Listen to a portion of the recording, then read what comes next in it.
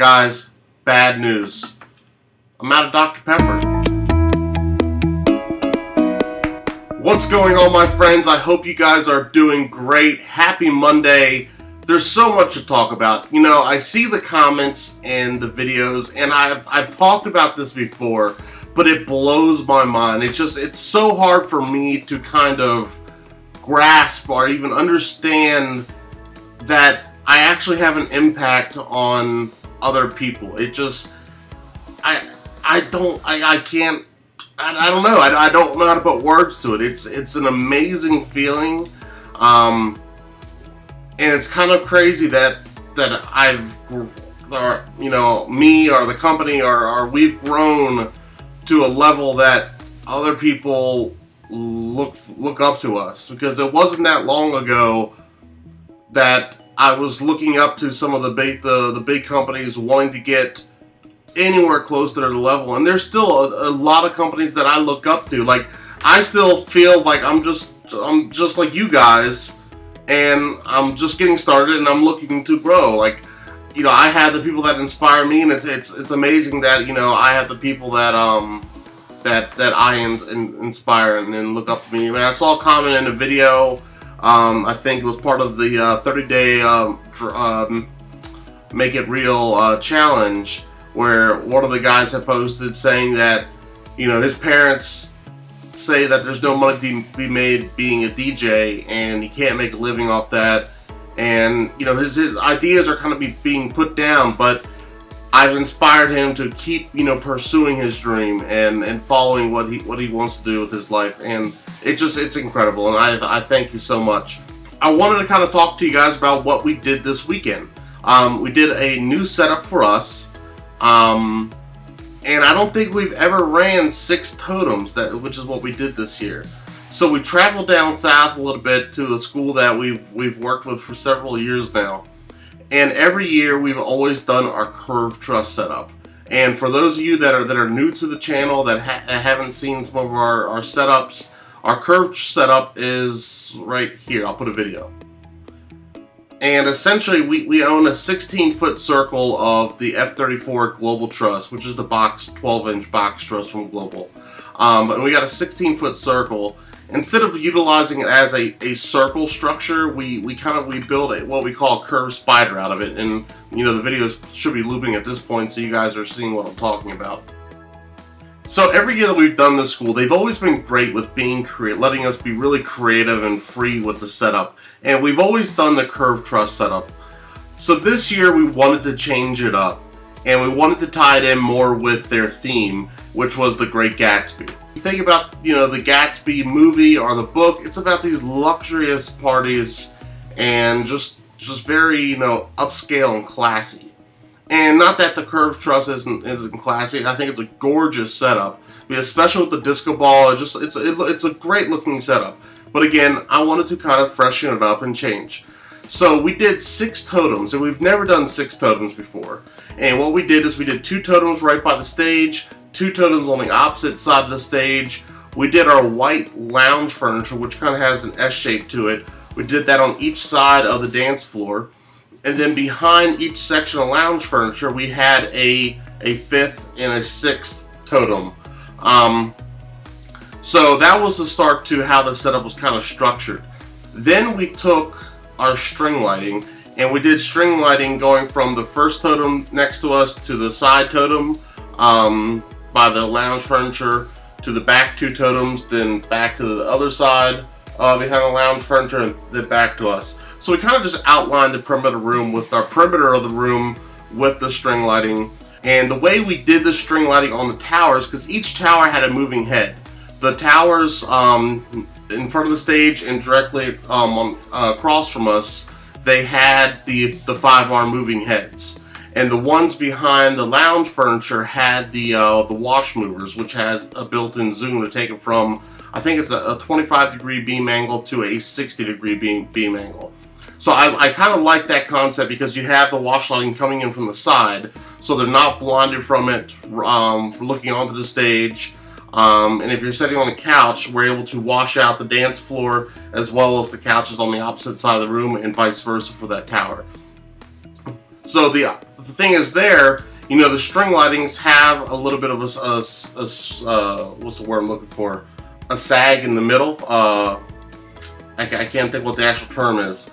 But they droop, and that's just the way the string lighting looks from the photos that we've seen and the other companies I've seen do it. I've never seen string lighting go straight, as you know, tight as can be. So they have a natural, whatever that word is I'm looking for that I can't think of. So when you have 8.5-foot totem, you can't just attach the string lighting to that totem, because after you factor in that we're going 30, 25 feet, you know, section, that drop is going to be like 6 feet off the ground, and people are going to walk into it all night. They're going to pull on it, so we had to get it up higher. And then the way we did that is we took the pipes that Global Trust sells, and I think you could probably accomplish this with the steel pipes that are the steel 2-inch pipes you can get from Home Depot.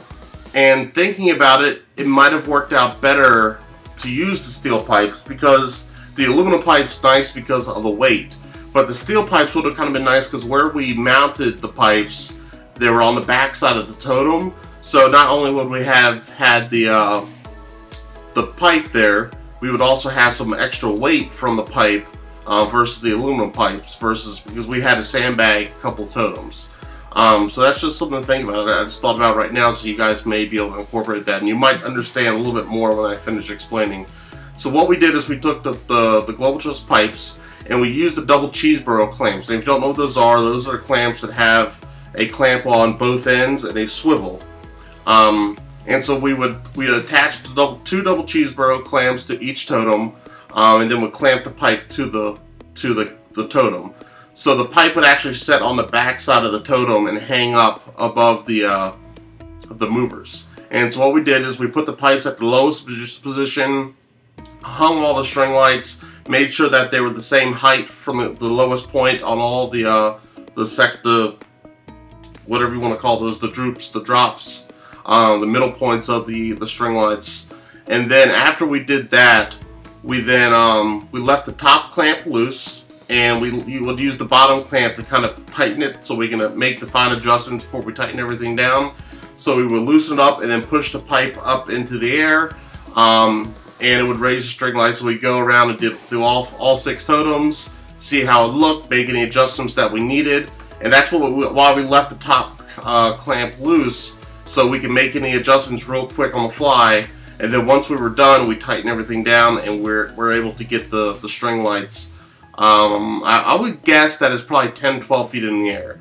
So once you get the string lights up to the point that you are happy with the height, you have to consider now that you have the pipes attached to the totems now up in the air, and you have them pulling at different directions. So you have to kind of be conscientious about the weight and the direction of where the weight is pulling, because the last thing you want is a totem to tip and come down, especially at an event. You know, when you start putting stuff in the air, whether it's on crank stands, whether it's on totems, whether it's on top of a speaker, anytime a piece of equipment comes off the ground and is supported by something else, you want to take every precaution that you can.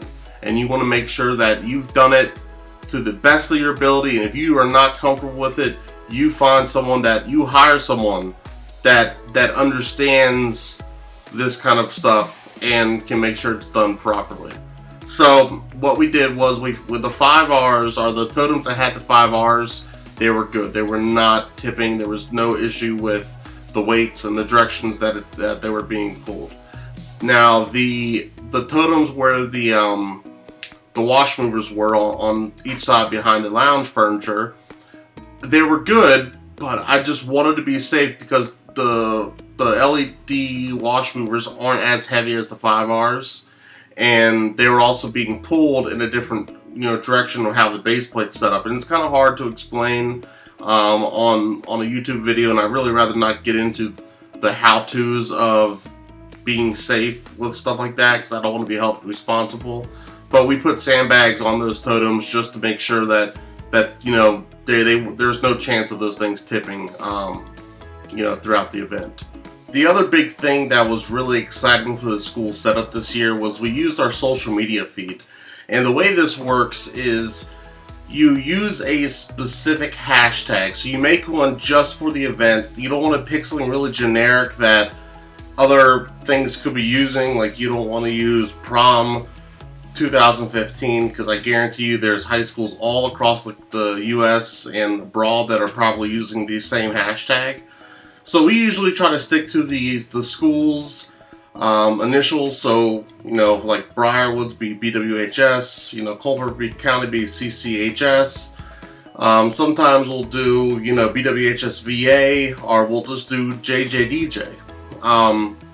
So the hashtag that we used for this school this past weekend, let me see if I can pull it up real quick, because it's amazing the reach, the amount of people that saw this, the combined total of all the people that saw the social media stuff that was being tweeted about this event.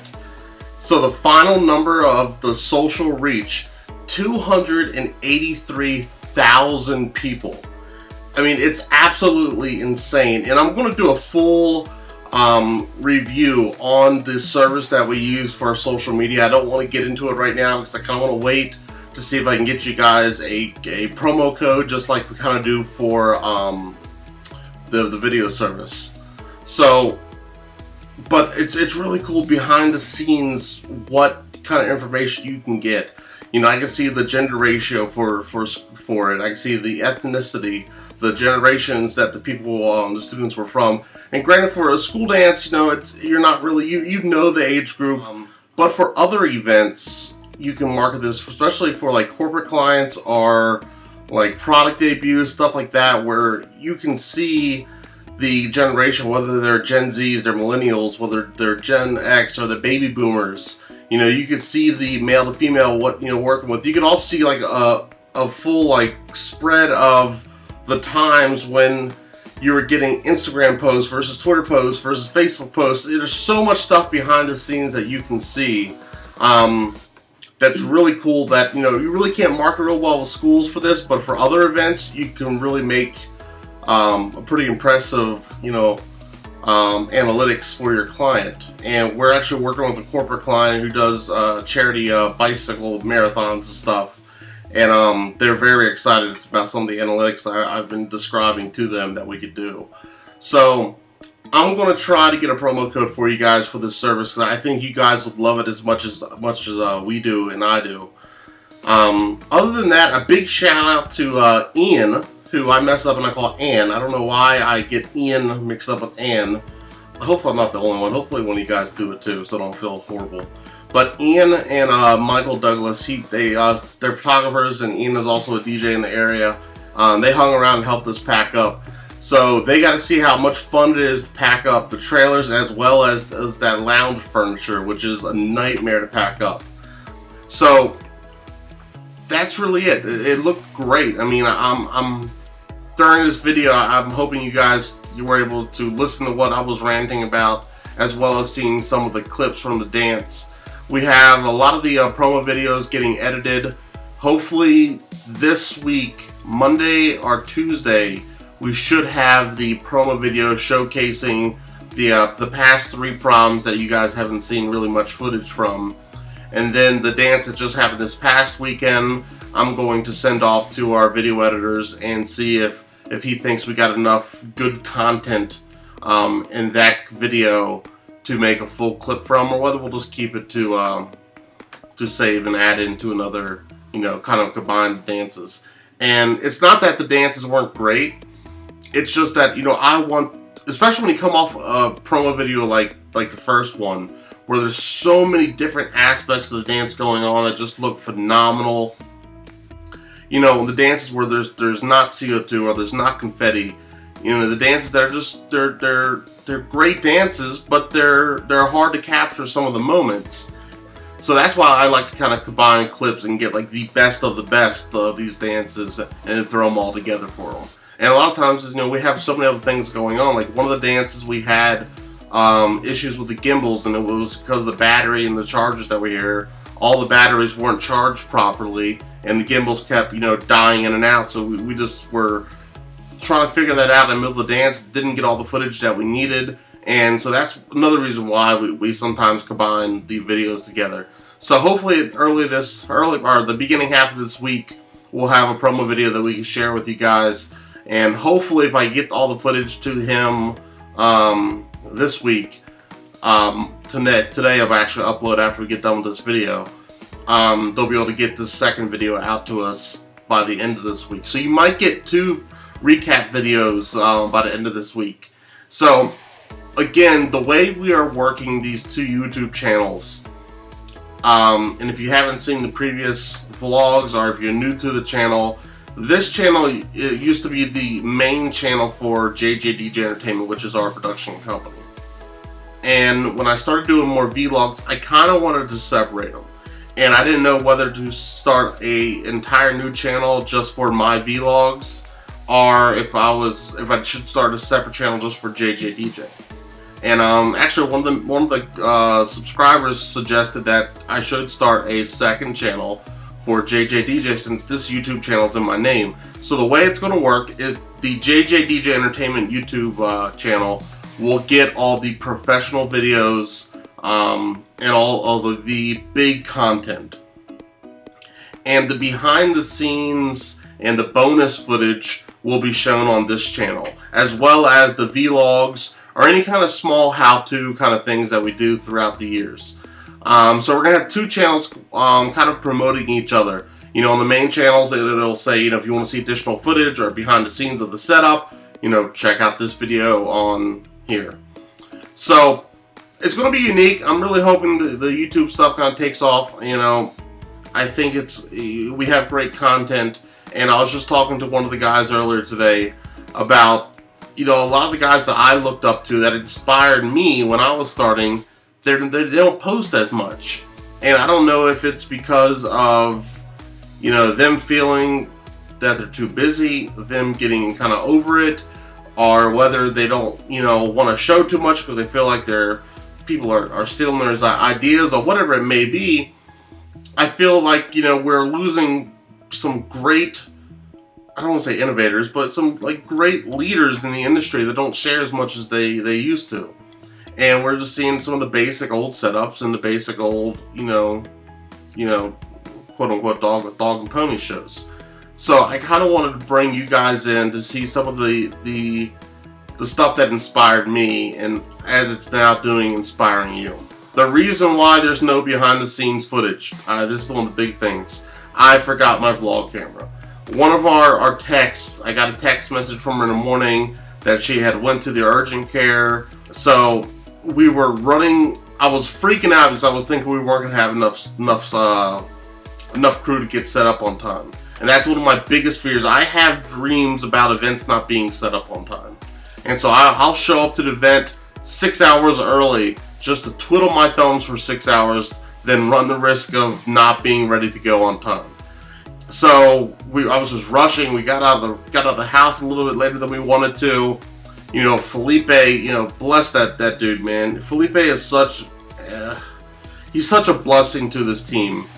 I mean, he was supposed to be here at 10 a.m. on Saturday to come in the house, grab the list of gear, switch out stuff from the trailers, load up stuff that needed to be loaded up, take stuff out, put it away, and, you know, when I woke up, it'd all be ready to go. And, man, that dude was supposed to be here at 10 a.m. He got here at like 9:20. I mean, Felipe is phenomenal. I can't praise him enough. You know, Felipe is such an essential, you know, person in this fam.